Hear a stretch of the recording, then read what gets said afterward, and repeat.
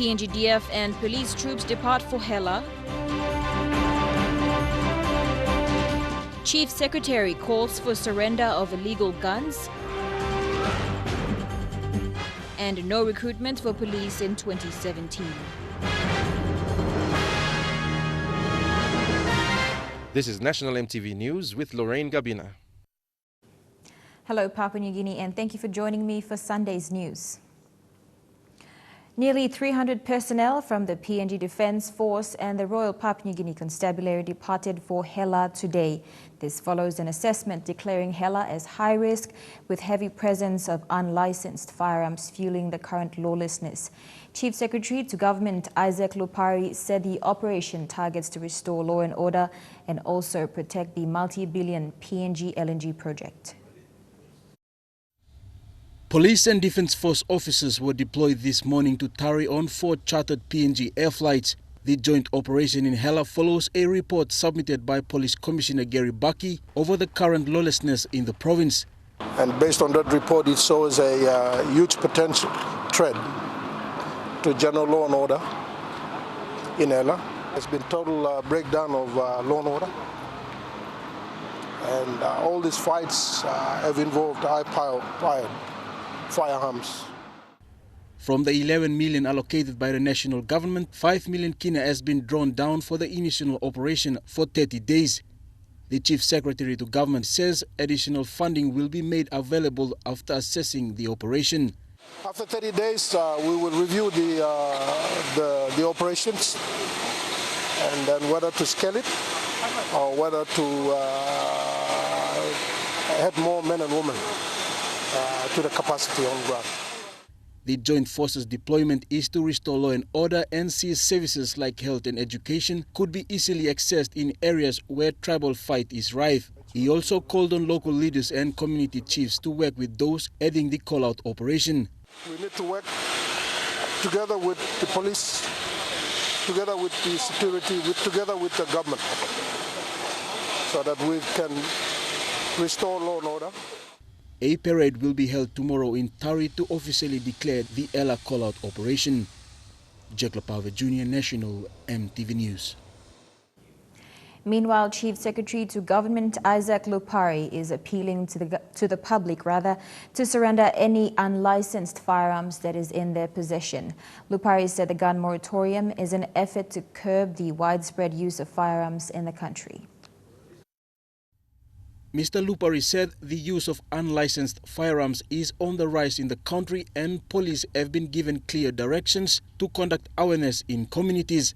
The local police in all the provinces have been instructed, ordered by the police commissioner to carry out awareness, get the people to surrender the firearms. The gun moratorium was announced late last year and will end in March this year. The task is to enforce the moratorium that has been imposed by government, which started nationwide. The public is encouraged to surrender unlicensed firearms to police or authorities. Lupari says all guns surrendered will be destroyed in public. As soon as the guns are surrendered, they'll be banned on the spot in front of the people. So all guns and firearms that are repossessed, surrendered, will be banned right at the location where, in the district. In Port Moresby, the past 2 months have seen the use of unlicensed firearms used by thugs in robberies. Police have managed to make few arrests while others remain at large. Jack Lapave Jr., National EMTV News. Opposition leader Don Poilier has called for independent international observers at this year's national general election. Mr. Poilier says this can help maintain election integrity in many ways for the delivery of a fair, free and safe election. Fabian Hakalitz reports. In an interview this week, the opposition leader says while Papua New Guinea is facing a wounded economy hit hard by unexpected low global commodity prices, they see need to bring in international independent observers to observe this year's national general election. We need people of those tents to observe the elections, to put the pressure, give the scrutiny, and apply it in normal observation. Police says serious and professional international observation can help maintain election integrity in many ways for the delivery of a fair, free and safe election. So that those that are conducting the elections, they do not deviate from delivering a truly democratic and fair elections to the people of this country, even under such very critical circumstances. Meanwhile, the opposition leader was also concerned about the increase of the 10,000 kina nomination fee, saying the Electoral Commission of Papua New Guinea must remain independent and not to be politicized at any time by any government. He said this move is suspicious and dangerous for democracy. It raised the nomination fee to 10,000 because parties like mine, that party, and a few other parties, not just in the opposition but in the government government ranks also, cannot afford to endorse more than 50, 60 candidates, which is going to cost $1 million just for endorsement, let alone the logistics and other results we need. So his objective is to kill all those very good parties and nomination of good candidates in that way, so that he continue to flourish in this corruption. So that's the only thing that he will try to master the numbers.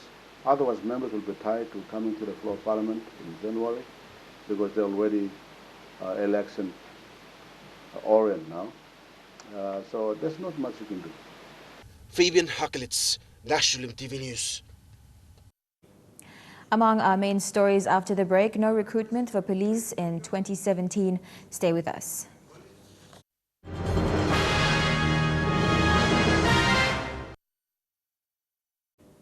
Welcome back to National EMTV News. Management of the Royal Papua New Guinea Constabulary has suspended all recruitment for police in 2017.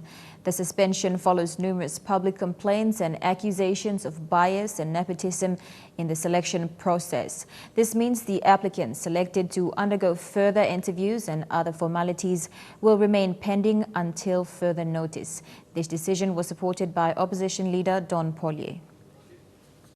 Suspension is purposely to review the recruitment system, protocols, criteria and procedures. The decision is a directive from the Police Commissioner's Office, Gary Baki, and was issued by Acting Police Commissioner Raphael Wafolo. The Acting Police Commissioner explained that the decision is a measure the constabulary is taking to protect its integrity. Meanwhile, opposition leader Don Polye has described the decision as a quality choice. And if they have closed down the recruitment because of such biasness, that's a quality decision by the police force. So the training should be done with merit and with the highest quality standards of training policemen and women. Not pushing in those that are not qualified or outside of the criteria or outside of the process. Police said more focus should be given to the training of police personnel and is pleased the police commissioner has issued such an order. The people selected must be qualified and must be selected without any undue influence placed on the process. So I agree with what has happened. If there's been some biasness, which I believe there's biasness not only in the police force recruitment and training, but also in the defense force selection, recruitment and training. While the constabulary regrets the decision, the suspension will remain effective until further audits are undertaken to correct the accusations. Tekla Gunga, National EMTV News. Turning overseas now, the U.S. intelligence community concluded in a released report that Russian President Vladimir Putin ordered an influence campaign aimed at hurting Hillary Clinton and helping Donald Trump in the 2016 presidential election. The campaign, which consisted of hacking Democratic groups and individuals, including Clinton campaign chairman John Podesta, and releasing that information via third-party websites, including WikiLeaks, amounted to what the intelligence report called a significant escalation in long-time Russian efforts to undermine the U.S.-led liberal democratic order. The report is the first official, full and public accounting by the U.S. intelligence community of its assessment of Russian cyber hacking activities during the 2016 campaign and the motivations behind that hacking. Our hours after calling the U.S. intelligence community's assessment that Russia interfered in the election a political witch hunt, Trump was briefed by the heads of the NSA, CIA, FBI, and the Director of National Intelligence.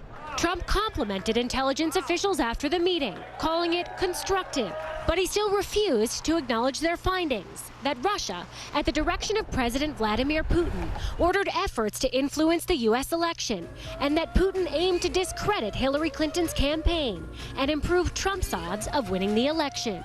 Instead, Trump insisted in a statement there was absolutely no effect on the outcome of the election, including the fact that there was no tampering whatsoever with voting machines. Trump told the New York Times the only reason Democrats care about the hacking is because they got beaten very badly in the election. They are very embarrassed about it. In the run-up to the briefing, Trump and his advisors bristled at the idea that the focus on Russia was anything more than a political attack. There are those out there who are trying to delegitimize his presidency, review the election results, and you know it. But Trump insists that he will vigorously battle cyber hacking once in office. After his intelligence briefing, Trump saying, "We need to aggressively combat and stop cyber attacks. I will appoint a team to give me a plan within 90 days of taking office." It's not just Trump's opponents in the Democratic Party that are raising the alarm about Russia's cyber hacking efforts. U.S. intelligence officials are openly expressing dismay. And Republican leaders in Congress say there's little doubt about Russia's role in the cyber hacking.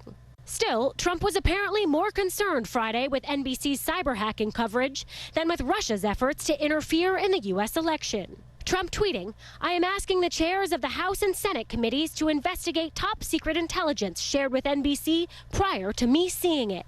The president-elect hinting he may be more willing to trust his own officials once he takes office. Trump telling the New York Times, "We have great people going into those slots. I expect to have a very, very good relationship with them." Meanwhile, U.S. President Barack Obama in his weekly address yesterday highlighted his upcoming farewell address to the nation. Obama said he wanted to keep a presidential farewell tradition since George Washington choosing Chicago, his hometown, to deliver his farewell address. He said that the speech will be a recap of the progress that the country has made in the past 8 years. Obama's farewell address will take place on Tuesday, January 10th at McCormick Place in Chicago, Illinois.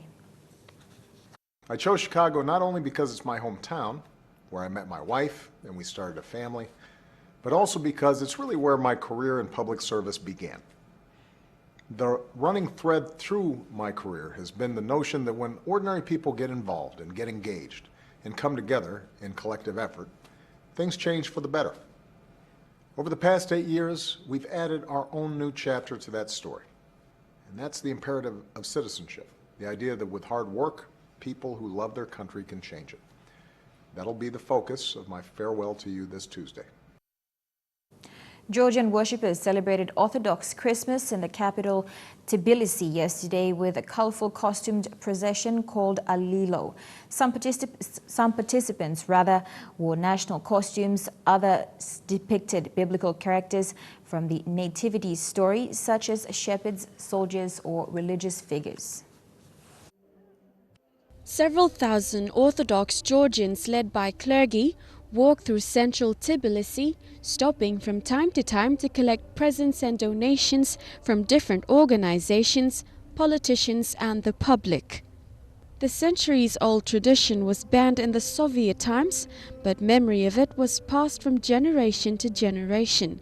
Georgian Orthodox Church Patriarch Ilya II revived the Alelo charity tradition after the fall of the Soviet Union in 1991, when Georgia proclaimed independence.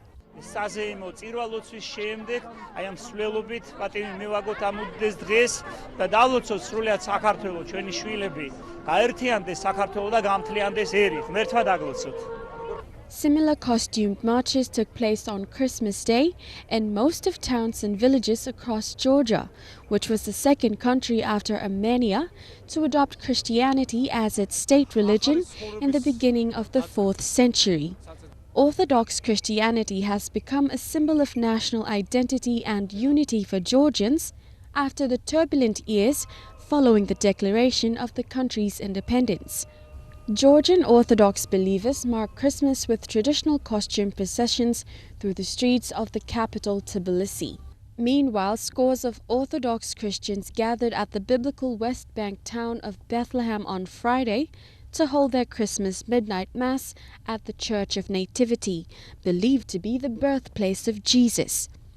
According to tradition, a special midnight mass takes place twice a year at Bethlehem's Church of Nativity, one for the Latin Church and the other for the Eastern Orthodox churches. Pilgrims from around the world as well as local worshippers gathered at the church for the special prayer. Palestinian President Mahmoud Abbas also attended the prayer in a symbolic tradition which was started by late Palestinian President Yasser Arafat. The 4th century Church of Nativity is on UNESCO's list of endangered World Heritage Sites and is currently undergoing its first comprehensive renovation since it was completed 1,700 years ago. Melissa Goviro, EMTV World News. And True Guy Sports is next. Cricket, rugby and athletics, those stories when we return after the break.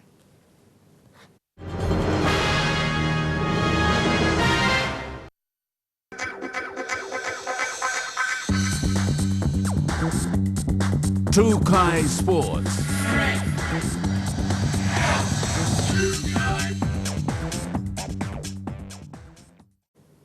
Welcome to True Guy Sports. Port Moresby Corporate Indoor Cricket is into round 8 of competition.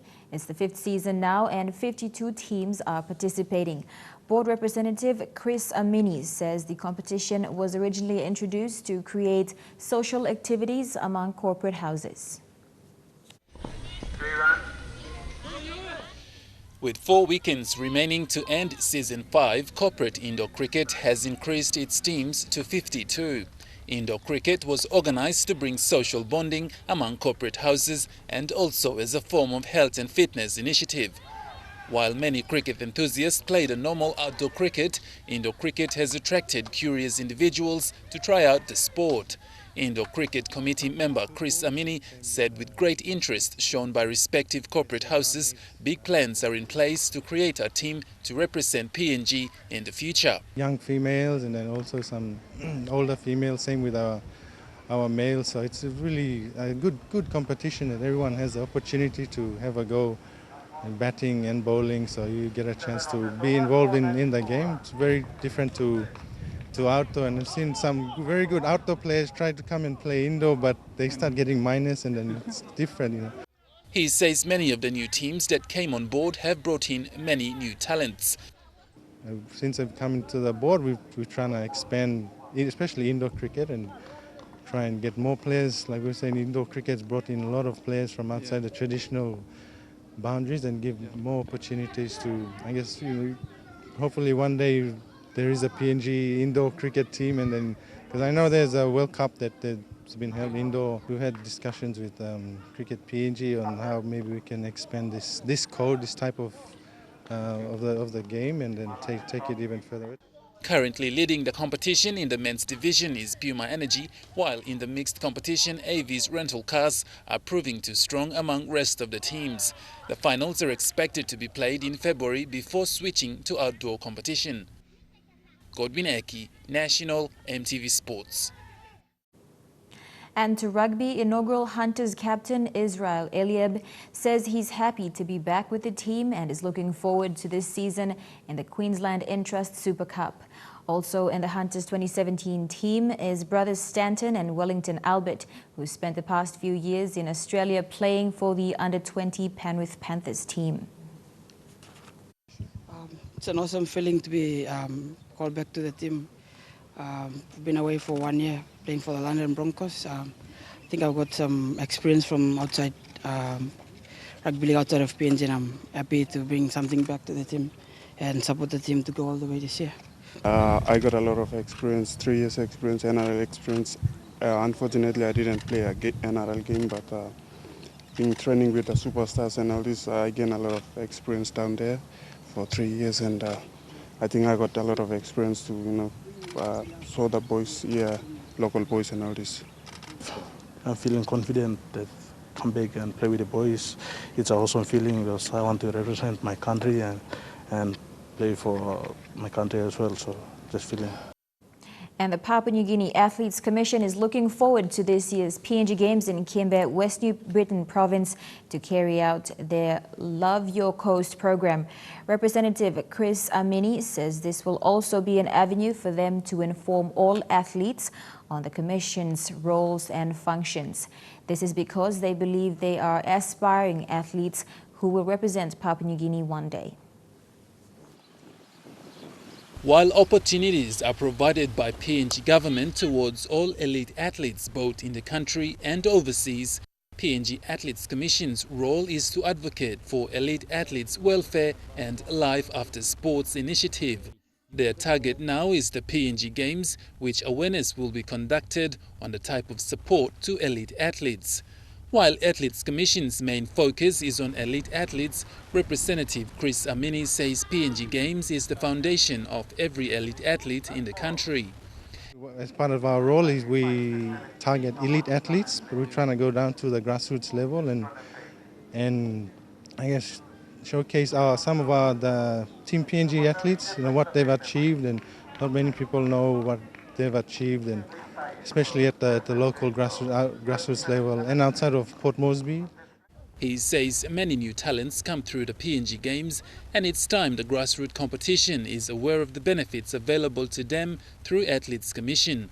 PNG Games, some of these athletes, they'll be their future Team PNG representatives. So one day they will be representing the country. So they have to know some of the, about welfare and things like that. So if anything does come up during when they're trying to make the national team or they've just come into the national team, they know which avenues to take, who to talk to, and get some good advice. Some of the roles of the Athletes Commission are to provide education opportunities to athletes who can't read or write, advocate for them in issues they face or struggle with, and even career opportunities for life after sports. Athletes Commission is looking forward to this year's events, both regional and international. Godwin Eki, National MTV Sports. And that ends True Guys Sports. When we return, the weather details for the next 24 hours. Sports.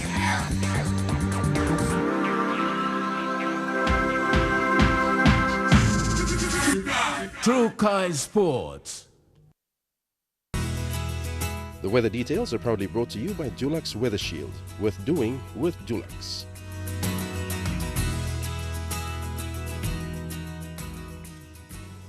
And now looking at our weather forecast for tonight and tomorrow in the southern region. In Port Moresby, it's fine, although cloudy at times with chances of evening showers developing. In Daru, fine becoming cloudy with a chance of rain showers tonight. Kerema, cloudy with rain showers tonight. And Popondetta and Alotau becoming cloudy with a chance of rain showers tonight. In the Momasa region, in Ley, it's cloudy with overnight rain showers and possible thunderstorms. In Medang and Wewak, cloudy with overnight rain showers. And in Vanimore, partly cloudy with a chance of rain showers tonight. In the New Guinea Islands, Lorengau and Caving expecting few rain showers and thunderstorms. Rabaul and Kimbe with few rain showers and possible thunderstorms. And in Buka, few rain showers. And in the Highlands region, Mount Hagen expecting cloudy weather with some rain showers overnight, then morning fog. For Goroka and Kundiawa, few rain showers overnight, then morning fog. For Mendi and Wabeg, cloudy with a chance of rain showers overnight, then morning fog.